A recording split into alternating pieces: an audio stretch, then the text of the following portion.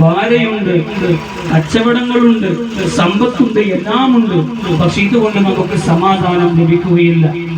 ഈ പറഞ്ഞ സാധനങ്ങളെ മുഴുവനും പുറത്താക്കിക്കൊണ്ട് അകത്ത് വെക്കേണ്ട റബ്ബ് തആല അകത്ത് വെക്കുകയാണെങ്കിൽ നമ്മുടെ ഹൃദയത്തിന് നമുക്ക് സമാധാനം ലഭിക്കും, നമ്മുടെ ഹൃദയത്തിന് ശാന്തി ലഭിക്കും.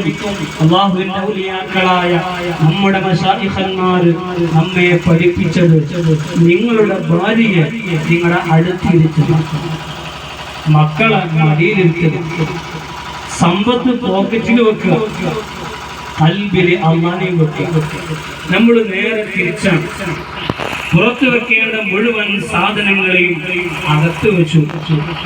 സമാധാനം ലഭിക്കുമോ? ഒരിക്കലും ലഭിക്കൂല. അകത്ത് വെക്കേണ്ട സാധനത്തിനെ പുറത്തും വെച്ചു. അതേ സമയത്ത് അകത്ത് വെക്കേണ്ട സാധനത്തിനകത്ത് വെച്ച് കഴിഞ്ഞാൽ നമ്മുടെ ഹൃദയത്തിന്റെ ശാന്തിയും സമാധാനം ലഭിക്കും.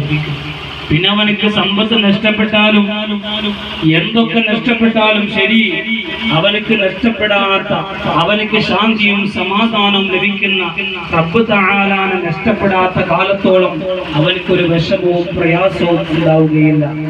അതൊരു ചരിത്രം നമുക്ക് ഓർമ്മ വരികയാണ്. ബഹുമാനപ്പെട്ട ഗൗസുൽ ആലം മുഹ്യിദ്ദീൻ അബ്ദുൽ ഖാദിർ ജീലാനി ഖദ്ദസല്ലാഹു സിർറഹുൽ അസീസ് കോടിക്കണക്കിന് രൂപയുടെ സ്വത്തുള്ള ആളാണ് ഗൗസുൽ ആലം തങ്ങൾ. ഗൗസുൽ ആലം തങ്ങൾ എന്ന് പറഞ്ഞാൽ ഒരു മുർഖാനൊക്കെ തിന്ന്, ഒരു പച്ചക്കുപ്പായമൊക്കെ ഇട്ട്, ഒരു തസ്ബീഹുമാലയും പിടിച്ച് പള്ളിന്റെ ഒരു മൂലയിൽ ഒതുങ്ങിക്കൂടിയ ആളായിരുന്നില്ല.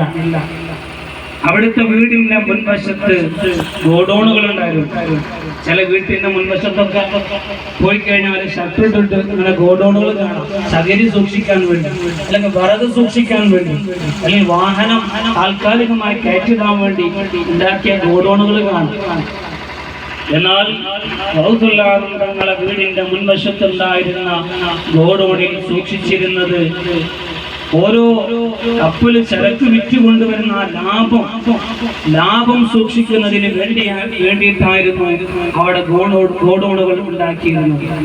അത്രക്ക് വലിയ സ്വത്തിന്റെ ഉടമയായിരുന്നു ഗൗസുൽ ആലം തങ്ങളുടെ കയ്യിലൊരു വടിയുണ്ടായിരുന്നു. ആ വടിയുടെ മുകളിൽ ഒരു കല്ലുണ്ടായിരുന്നു. ആ കല്ലിന് അന്നത്തെ രാജാക്കന്മാരുടെ കൊട്ടാരത്തിലുള്ള മുഴുവൻ സ്വർണങ്ങളും കിരീടവും വെച്ചാലും ഗൗസുൽ ആലം തങ്ങളുടെ വടിയുടെ മുകളിലുള്ള കല്ലിന്റെ അത്ര ഒരിക്കലും വിലമതിക്കുമായിരുന്നില്ല.